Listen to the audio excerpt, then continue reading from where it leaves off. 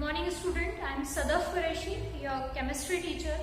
हमारे पास जो नेक्स्ट टॉपिक है, कल हमने इंट्रोडक्शन क्लासेस की ली थी, बेसिक्स को समझा था, इंपॉर्टेंस ऑफ केमिस्ट्री को देखा था। इसी के बाद एक छोटा सा बेसिक टॉपिक है, वो टॉपिक क्या है? मैटर। मैटर के बारे में आप इसके पहले भी पढ़ चुके हैं। कहाँ पढ़े थे आपने? 9th और 10th क्लास में हमने मैटर को देखे थे। What is the matter?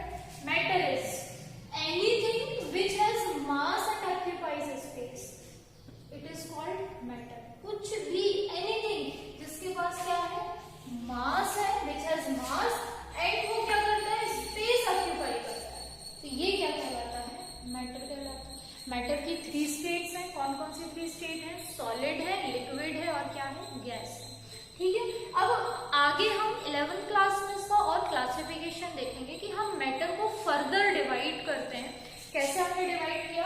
तो metals are of 2 types. First is pure substance, second is the mixture. Pure substance are further divided into 2 types.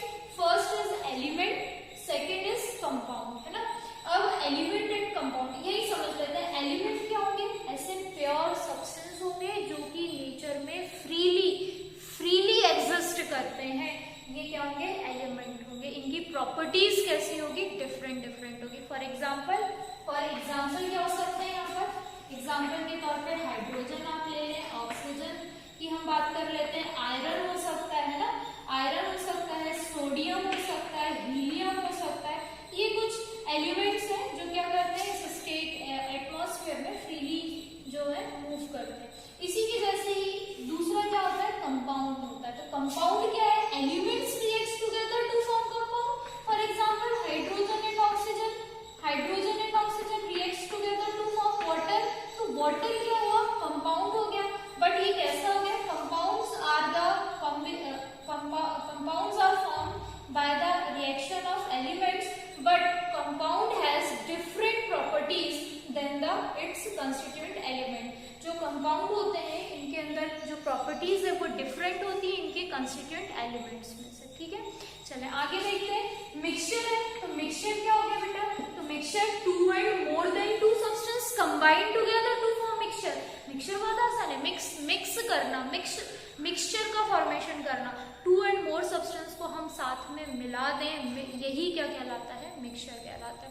बेटा mixture are of 2 types, homogeneous mixture, second is heterogeneous mixture. बेटा word है ना, होमो का meaning क्या होता है? Same, है ना। दूसरा वर्ड क्या है बेटा? हेट्रो का क्या मीनिंग होता है? तो हेट्रो का मीनिंग होता है बेटा डिफरेंट। अभी इसके सेम और डिफरेंस की हम बात कर रहे हैं, तो देखें होमोजेनस मिक्सचर को 2 and more substance mixed together where entire mixture has uniform state। क्या सेम है बेटा इसके अंदर? तो हमने कहा इसके अंदर सेम क्या है? स्टेट है।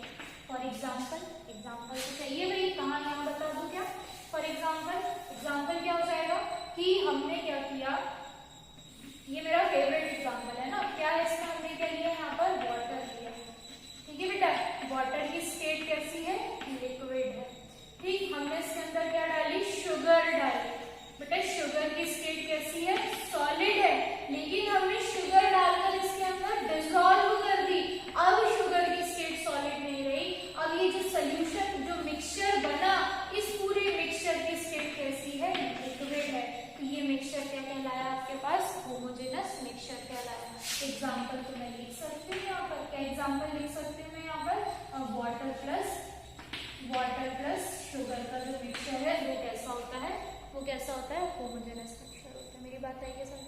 एक और एग्जांपल है। देखिए मैंने बहुत सारे ग्रेन्स जैसे लिखा हुआ मिक्स ऑफ ग्रेन्स, बहुत सारे ग्रेन्स ले लिया है ना, वीट ले लिए, राइस ले लिए, इन सबको मिक्स कर दिया। तो बेटा वीट भी सॉलिड स्टेट में, ग्रेन्स भी सॉलिड स्टेट में, जो मिक्सचर बना कैसा बना? होमोजेनस मिक्सचर बना। एक और हम बात कर लेते हैं अलॉयज जो होते हैं। अलॉयज के बारे में आपने 10th क्लास में पढ़ा होगा कि अलॉयज में क्या होता है? बहुत सारी मेटल्स होती है, तो metals combine together to form alloys. या अलॉयज के अंदर बहुत सारी different types of metal present होती है। तो बेटा सारी मेटल्स, जितनी मेटल प्रेजेंट है, सबकी सॉलिड स्टेट है। तो अलॉयज किसका एग्जाम्पल हो गया? होमोजेनस मिक्सचर का एग्जाम्पल हो गया। कंफ्यूजन? एक और एग्जाम्पल है मेरे पास कि वाटर है, वाटर में थोड़ा सा लेमन जूस डाल दिया, वाटर की स्टेट भी लिक्विड है, लेमन की भी स्टेट लिक्विड है, लिक्विड स्टेट सिमिलर स्टेट होगी, सेम स्टेट होगी, मिक्सचर है? नहीं। अब दूसरा देखिए हेट्रोजेनस मिक्सचर की हम बात कर रहे हैं, हेट्रोजेनस मिक्सचर यहाँ पर लिखा हुआ है, हेट्रोजेनस मिक्सचर को देख लें। तो two and more substances mix together where the substances are not uniform flow, इनकी स्टेट सेम नहीं है, स्टेट कैसी हो गई, इनकी डिफरेंट हो गई। तो डिफरेंट स्टेट वाले जो मिक्सचर है वो क्या कहलाएंगे? हेट्रोजेनस। सेम स्टेट वाले जो मिक्सचर है वो क्या कहलाएंगे? होमोजेनस मिक्सचर यहाँ पर कहलाएंगे। इसका एग्जांपल देख लें, यहाँ पे बता दो क्या? चले यहाँ अगर दिख रहा हो तो बताते हैं कि अगर हम एक कंटेनर के अंदर वाटर लें और वाटर के अंदर थोड़ी सी क्या डाल दें? सैंड डाल दें ना, सैंड डाल दें, तो क्या सैंड इसके अंदर डिसॉल्व होगी? नहीं होगी। सैंड को कितना भी डिसॉल्व कर ले सैंड पार्टिकल्स रह जाएंगे, रेत के जो पार्टिकल्स है वो रह जाएंगे। तो अब ये मिक्सचर जो बना है इसमें वाटर की जो स्टेट है वो कैसी है? लिक्विड है, और सैंड की जो स्टेट है वो कैसी है? सॉलिड है। तो ये लिक्विड सॉलिड डिफरेंट स्टेट वाला जो मिक्सचर बना, ये मिक्सचर कैसा हो गया? हेट्रोजेनस मिक्सचर हो गया। आई होप आपको ये बात समझ में आई होगी। हेलो स्टूडेंट्स, इसी के बाद जो नेक्स्ट टॉपिक है वो है हमारे पास सम फिजिकल क्वांटिटीज। कुछ फिजिकल क्वांटिटीज का इंट्रोडक्शन 11th क्लास में इम्पॉर्टेंट है, इसलिए हम उनको पढ़ रहे हैं। ठीक है, जरा आगे। तो फर्स्ट है मास एंड वेट। ये दो टर्म है, हम इसको जनरली सिमिलर समझ लेते हैं, लेकिन ये दोनों भी टर्म कैसी है? एक दूसरे से डिफरेंट है। Mass and term. मास क्या होता है? तो the amount of matter present in it. Mass क्या हुआ? जो मास है वो क्या हो गया? अमाउंट ऑफ मैटर है जो प्रेजेंट है मैटर के अंदर। अमाउंट ऑफ मैटर को क्या कहेंगे? मास कहेंगे। आगे weight is the force exerted by gravity on the object. क्या कहा? जो वेट है वो क्या कर रहा है? मास जो जितना भी अमाउंट है उसके ऊपर ग्रेविटी का जितना फोर्स एक्सर्ट हो रहा है, इतना फोर्स एक्सर्ट होने पर मास इनटू ग्रेविटी क्या बनता है? वेट बनता है। इसी तरीके से ये टॉपिक फिजिक्स का है, लेकिन केमिस्ट्री में भी इसका थोड़ा यूज है, इसलिए मैं आपको बता रही हूँ कि अर्थ पर जो ग्रेविटी है और जो मून पर ग्रेविटी है, तो मून पर जो ग्रेविटी है वो अर्थ से 6 टाइम्स कम है। फॉर एग्जाम्पल, अगर यहाँ पर किसी ह्यूमन बीइंग का जो वेट है वो 60 kg है, तो मून पर क्या होगा? 6 टाइम लेसर होगा, यानी कि 10 kg होगा। तो हम वेट की बात कर रहे हैं। वेट यहाँ पर ग्रेविटी की वजह से अलग है, मून पर ग्रेविटी की वजह से अलग है, लेकिन मास दोनों का बराबर है, क्योंकि अमाउंट ऑफ मैटर यहाँ पर अर्थ पर भी उतना है और अमाउंट ऑफ मैटर मून पर भी इतना है। तो बात समझ में आई? ठीक है, देखिए आगे। ठीक, इसकी यूनिट देख लें। इसकी यूनिट क्या होती है? केजी होती है। क्या यूनिट है इसकी? केजी। आगे देखते हैं। सेकंड क्या है? वॉल्यूम। बेटा वॉल्यूम क्या है? तो it is the space occupied by the object. Object जितना स्पेस ऑक्यूपाई करता है उस स्पेस को हम क्या कहते हैं? वॉल्यूम कहते हैं। इसकी जो एसआई यूनिट है वो क्या है? मीटर क्यूब है। फॉर एग्जाम्पल ऐसा आप समझ लें कि अगर हम ये मीटर क्यूब है, तो अगर हम कुछ ऐसा क्यूब लें, ठीक, ऐसा कोई क्यूब लें जिसके अंदर क्या मौजूद है? हाइट भी मौजूद है और क्या मौजूद है? लेंथ भी मौजूद है और बेस भी मौजूद है। तो ये जो लेंथ, बेस और हाइट वाला जो स्पेस बना, ये स्पेस क्या कहलाया? वॉल्यूम कहलाया ना। तो क्या हो सकता है? कुछ इसकी यूनिट दी हुई है, ऐसा यूनिट तो मीटर क्यूब है, वैसे भी देख रहे हैं 1 लीटर में क्या हो सकता है? 10⁻³ ml। इसको ज्यादा कंफ्यूज मत हो, ये आप पढ़ चुके हो छोटी क्लास में। 1 litre is equal to 1000 ml होता है। तो ये 1000 ml को 10 लिखा, 1230 तो 10⁻³ ml हो गया। कोई ये अलग बात नहीं है। अलग बात क्या है? 10⁻³ सेंटीमीटर क्यूब भी हो सकता है। 1 लीटर के लिए हमने लिखा हुआ है, तो 1 लीटर इज इक्वल टू इतना। क्या कहा? कि ये ऐसा कोई क्यूब है, ये वाली जो लेंथ है ये भी 10 सेंटीमीटर है, ये वाली भी 10 सेंटीमीटर है, ये भी 10 सेंटीमीटर है। तो ये टोटल मिलाकर क्या बना? 10⁻³ सेंटीमीटर क्यूब। और ये जो वॉल्यूम बना, ये वॉल्यूम किसके इक्वल आया? 1 लीटर के इक्वल आया। ठीक है, चलिए आगे देखते हैं। एक और क्या हो गया? डेंसिटी। तो बेटा इन्हीं को ही दोबारा लिखा है। Density of a substance is its mass per unit volume. किसी भी सब्सटेंस के यूनिट वॉल्यूम में जितना मास होगा वो सब्सटेंस की क्या कहलाएगी? डेंसिटी कहलाएगी।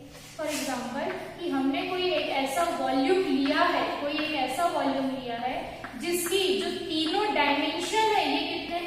1 सेंटीमीटर क्यूब के हैं, तो इसमें जितना मास उस ऑब्जेक्ट का प्रेजेंट होगा, इस मास पर यूनिट वॉल्यूम को क्या करेंगे हम, डेंसिटी कहेंगे। तो D is equal to mass per unit volume या मास अपॉन वॉल्यूम। यूनिट क्या हो गई, मास की यूनिट क्या थी, किलोग्राम थी, और वॉल्यूम की यूनिट क्या थी, मीटर क्यूब थी, तो इसकी यूनिट क्या बन गई, किलोग्राम पर यूनिट बन गई। बेटा आप बिल्कुल स्ट्रेस न लें, ये टॉपिक फिजिक्स में भी, आप फिजिक्स में भी इन टॉपिक को दोबारा पढ़ेंगे। आगे देखते हैं टेम्परेचर। भाई टेम्परेचर तो बहुत है, इतना टेम्परेचर हो गया, या टेम्परेचर इतना हाई हो रहा है, या रेज हो रहा है, या डाउन जा रहा है, तो व्हाट इज द टेम्परेचर, तो temperature is the degree of hotness. Hotness की जो डिग्री है वो क्या है, टेम्परेचर है।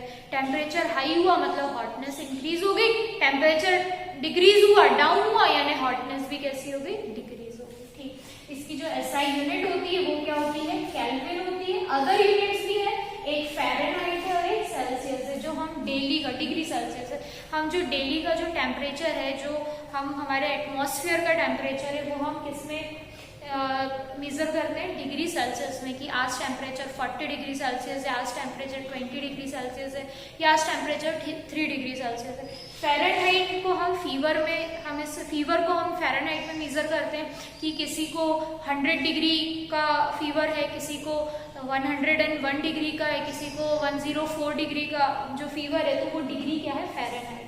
और ऐसा यूनिट क्या है, केल्विन। ये कुछ फॉर्मूलेज हैं, जैसे कि डिग्री सेंटीग्रेड को केल्विन में चेंज करना है, तो Kelvin is equal to 273 plus degree centigrade, और इस तरीके से डिग्री सेंटीग्रेड को फ़ारेनहाइट में चेंज करना है, तो degree Fahrenheit is equal to 9/5 degree centigrade plus Celsius plus 32। बेटा सेल्सियस और सेंटीग्रेड एक ही है, मेरे मुझसे सेंटीग्रेड ज्यादा निकलता है, तो आप कंफ्यूज ना हो, सेल्सियस और सेंटीग्रेड सिमिलर है ना। तो degree Fahrenheit is equal to 9/5 degree Celsius plus 32। तो ये कुछ बेसिक क्वांटिटीज है। आज के लिए इतना ही। मैं सदफ कुरैशी, श्री अग्रसेन महाराज विद्यालय गंज, बैतूल से।